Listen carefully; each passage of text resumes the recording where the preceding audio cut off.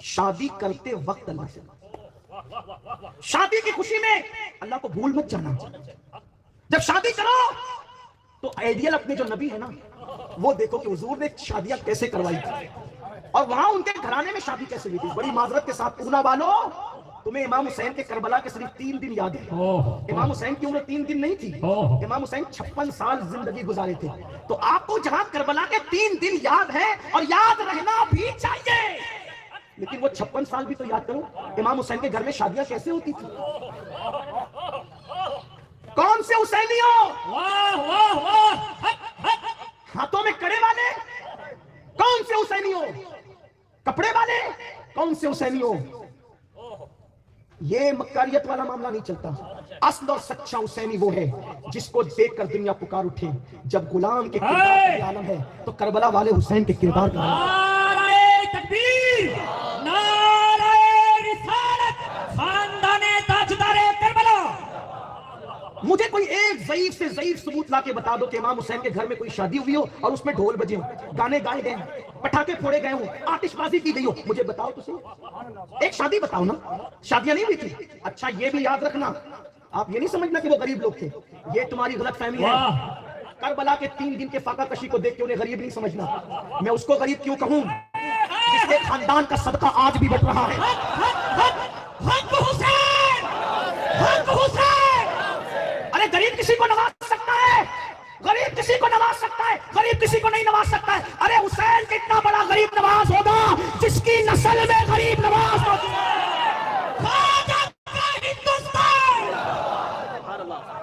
جس کے بیٹوں میں غریب نواز ہے وہ کتنا بڑا غریب۔ اے دل بگیر دامن سلطان اولیاء یعنی حسین ابن علی جان اولیاء۔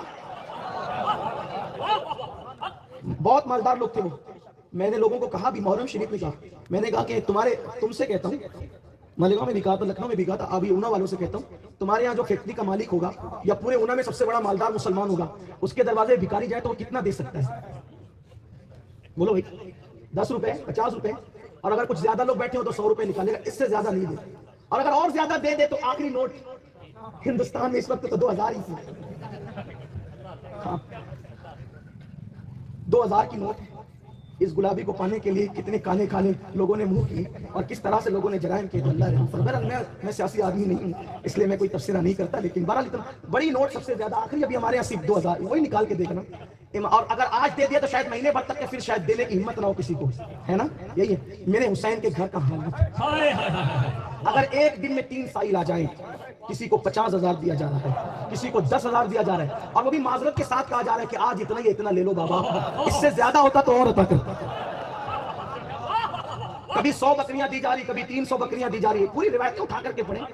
آپ پوچھیں مولانا حسن صاحب سے، یہ تو ماشاءاللہ بہت مہارت رکھتے ہیں، پوچھیں برکاتی صاحب سے پوچھیں کہ کتنی 100 بکریاں، کبھی ایک بکری بھی کسی کو دی صدقے میں؟ اور اگر دی تو پھر کب دی؟ ابا بیمار پڑ گئے تو صدقے میں اس لیے دی کہ ابا اچھے ہو جائیں۔ اللہ کے لیے کہا دیا صدقہ، ابا کو اچھا کرنے کے لیے دیا۔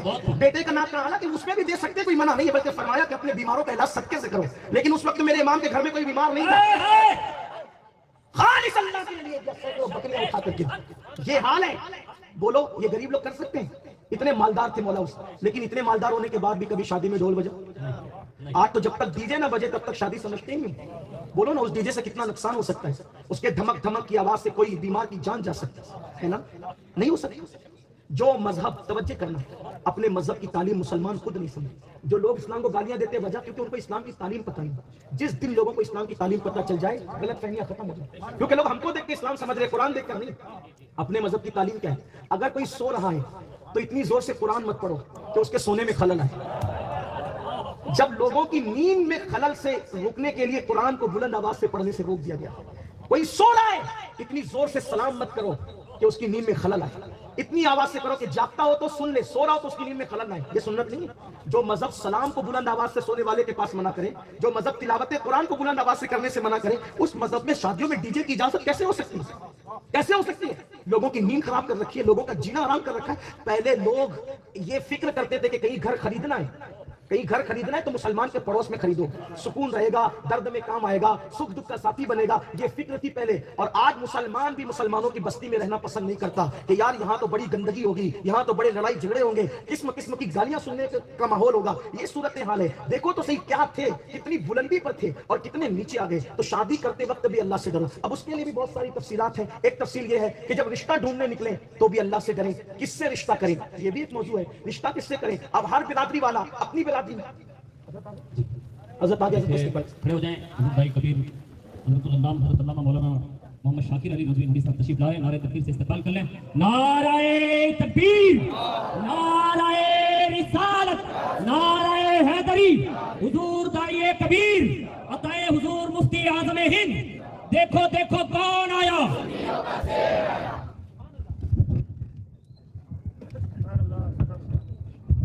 دروشی پڑھنے بیٹھ جائیں آپ لوگ۔ اللہم صلی علی سیدنا و مولانا محمد معدن الجود والکرم وآلہ واصحابہ وبارک وسلم، صلاۃ و سلام علیک یا رسول اللہ صلی اللہ تعالی علیہ وسلم۔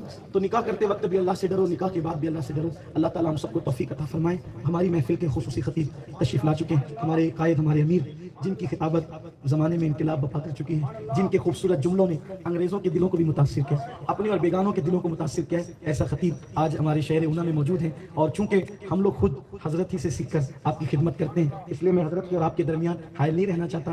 حالانکہ آج حضرت کی طبیعت میں علالت بھی ہے، اس اعتبار سے شکایت کے طور پہ نہیں کہہ رہا ہوں، دعا کی گزارش کے طور پہ کہہ رہا ہوں۔ آنکھ میں تکلیف ہوئی ہے، میں دیکھ رہا تھا دوپہر سے، میں دیکھ رہا ہوں کہ آنکھ سے پانی نکل رہا ہے، آنکھ میں کچھ وہ فنسی سی ہو گئی ہے۔ آپ دعا کریں اللہ تعالیٰ حضرت کو شفا دے، بلکہ میں تو یہ دعا کرتا ہوں اللہ ان کی ایسی حفاظت کریں کہ کبھی ان کے پیر میں کانٹا بھی نہ چبھے، اللہ تعالیٰ محفوظ رکھے۔ اس لیے کہ ایسی ہستیاں روز روز پیدا تو نہیں ہوتی، مقتدی روز پیدا ہوتے ہیں، مقتدہ کبھی کبھی پیدا ہوتا ہے۔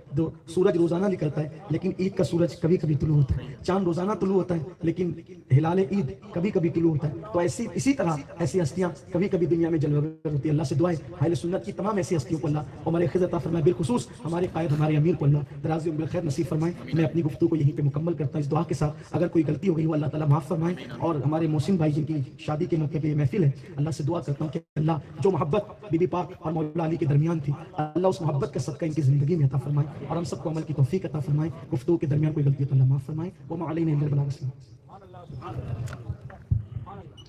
میرے کریم سے گر قطرہ کسی نے مانگا، زور سے بولے سبحان اللہ۔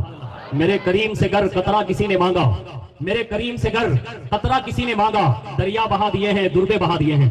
اب آئیے بلا تاخیر حضور داعی کبیر عطائے حضور مفتی اعظم ہند حضرت علامہ مولانا محمد شاکر علی رضوی نوری صاحب دامت برکاتہم القدسیہ ہماری اور آپ کی نظروں کے سامنے ہیں۔ میں حضور کا استقبال پرجوش نعروں کے ساتھ کرنے کی سعادت حاصل کرتا ہوں۔ اب تمام احباب اپنی دلی توجہ کے ساتھ نعرے کا جواب دیں۔ نعرہ تکبیر، ایسے نہیں ہاتھوں کو لہرا کر دیں۔ نعرہ رسالت، نعرہ